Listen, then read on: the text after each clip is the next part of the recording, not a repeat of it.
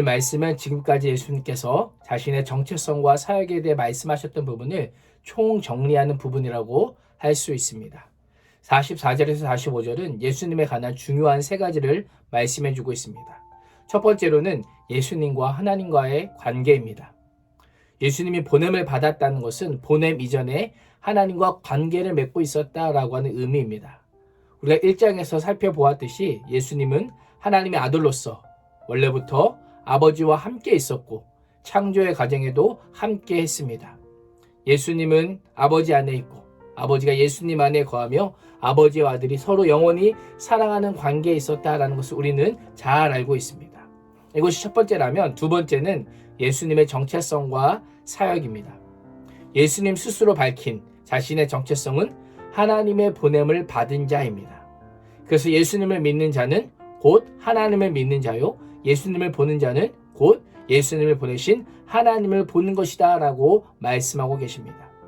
세 번째로 우리에게 필요한 자세는 이러한 예수님을 믿는 것입니다.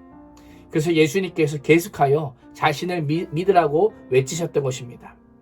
우리가 본 것처럼 예수님을 통한 하나님의 구원을 고백하는 자가 있는가 하면 반대로 종교 지도자들처럼 마음조차 열지 않는 자들이 있습니다. 고침받은 맹인처럼 예수님을 믿고 경배하는 자가 있는가 하면 바리새인들처럼 예수님을 고발하는 자들도 있음을 우리는 보게 됩니다. 이 요한복음은 이 말씀을 읽으면서 나에게 예수님은 어떠한 분인가를 계속해서 질문하게 합니다. 제가 큐티를 하면서 계속해서 반복했던 질문이 무엇입니까? 나에게 예수님은 누구인가? 라고 하는 질문을 드렸었죠. 예수님을 하나님의 아들로 믿으십니까?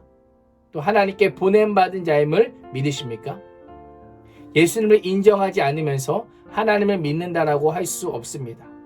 예수님을 통하지 않고 구원받을 수 없음을 기억하며 예수님 곧 하나님이시요 나의 구원자이심을 믿는 그런 믿음이 우리 가운데 있기를 소망합니다. 46절과 47절은 예수님이 오신 이유에 대해서 말씀합니다. 특별히 46절에서 예수님께서는 자신을 어두운 세상에 보냄받은 빛이다 라고 말씀하십니다. 만약에 세상이 어둡지 않았다면 예수님께서 빛으로 오실 필요가 없었을 것입니다. 구원이 무엇입니까? 구원이란 어둠이던 자들이 예수님을 믿음으로 어둠에서 해방되어서 하나님 나라의 빛으로 옮겨지는 것. 이것이 바로 구원입니다. 세상을 심판하러 오신 것이 아니라 구원하러 오셨다라고 말씀합니다. 예수님께서 처음 오셨을 때, 초림하셨을 때의 사역의 목적은 사람들을 심판하는 것이 아니라 구원과 영생을 발견할 길을 사람들에게 알려주는 것이었습니다.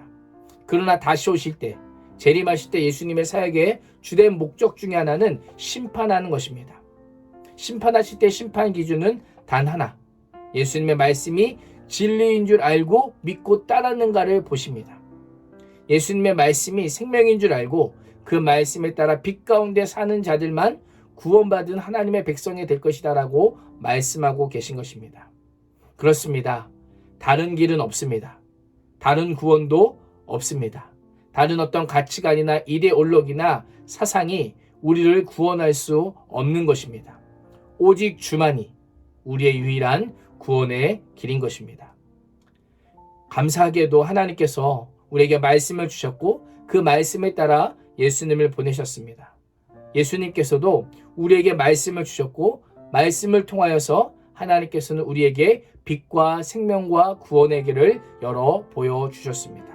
오늘도 그 예수 그리스도가 하나님의 아들이심을 믿고 그 말씀을 따라서 생명과 구원과 영생의 길을 걸을 수 있는 복된 인생이 되시기를 주님의 이름으로 축원합니다. 기도하겠습니다. 살아계신 아버지 하나님, 오직 주만이 우리의 유일한 구원자이심을 믿게 하여 주시고 예수 그리스도가 하나님의 아들이심을 믿고 그 말씀을 따라 우리에게 영원한 생명의 빛을 허락하여 주시옵소서. 예수님을 나의 구주로 영접하는 복된 인생이 될 수 있도록 인도해 주실 줄 믿사오며 살아계신 예수님의 이름으로 간절히 기도합니다. 아멘.